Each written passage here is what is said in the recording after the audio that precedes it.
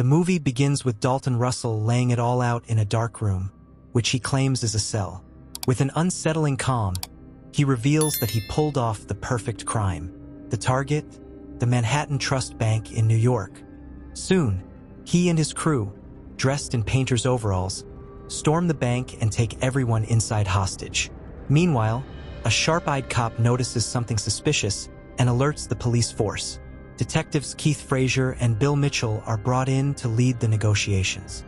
Upon arriving, they find the police setting up a perimeter and receive the first details about the situation. Inside the bank, the robbers operate with chilling precision. They collect phones and keys, ensuring full control. One employee tries to hide his phone, but Dalton, noticing everything, finds it and assaults the man in front of everyone, making it clear that disobedience won't be tolerated.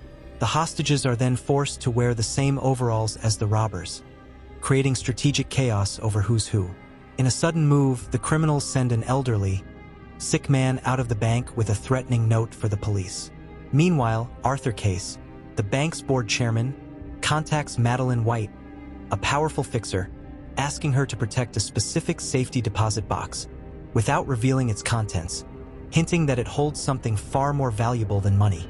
The police try to establish communication with the robbers but get no response.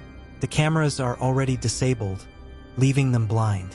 When the robbers finally make a demand, 2 buses and a jet by 9 p.m., Arthur steps in, offering to help meet the request. But Keith refuses, sensing something shady in his sudden generosity. In a clever tactic, the police send in pizzas with a hidden listening device. The audio picked up is in Albanian, but when translated, it's just an old speech recording. Keith realizes the robbers are playing with their time and patience, but the true nature of their plan remains a mystery. Madeline then demands to meet with Russell face-to-face.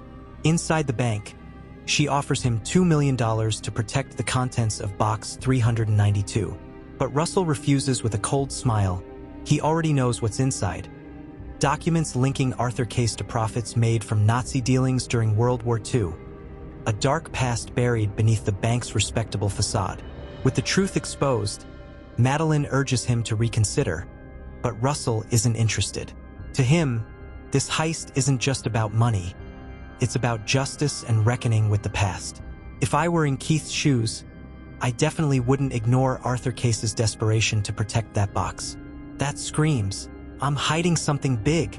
My move would be to plant hidden listening devices among the disguised hostages, since the robbers are using that tactic to blend in.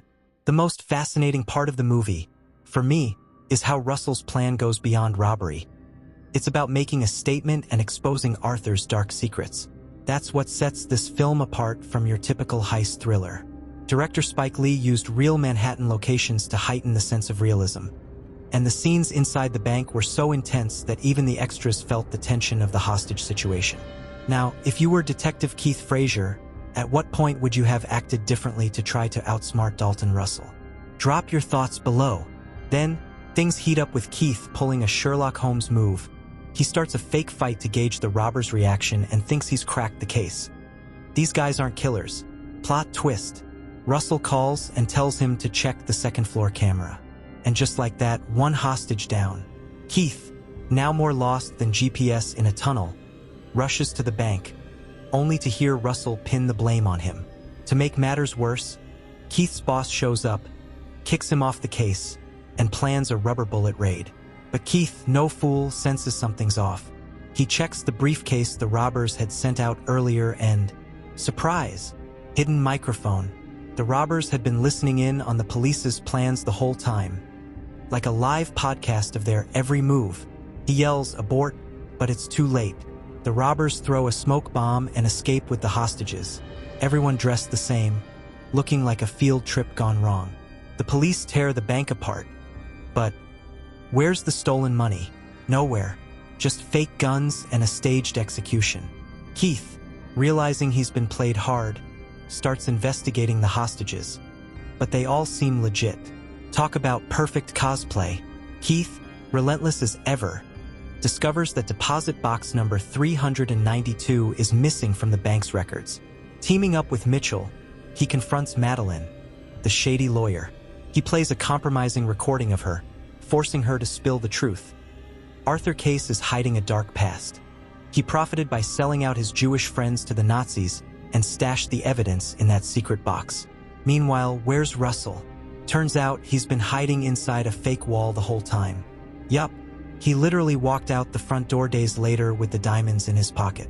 He even bumps into Keith on his way out, blending in perfectly. But Russell loves leaving a calling card.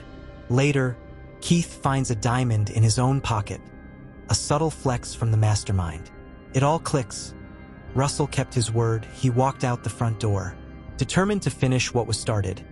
Keith investigates the infamous box 392 and finds an incriminating ring along with a note. Asterisk, follow the ring. Asterisk, pressing Arthur. He watches the man squirm, pretending not to remember his sins. Finally, he pushes Madeline to hand over the evidence on Arthur to the authorities, exposing the old man's filthy secrets. For me, the most brilliant part was Russell's hiding spot behind the fake wall. It's proof that sometimes the best place to hide is in plain sight. This, hands down, is the best bank heist movie I've ever seen. If you've watched it, let me know what you thought. And before you go, don't forget to check out this other video right here. I'll see you there. Stay safe. And I gotta tell you, it was perfect.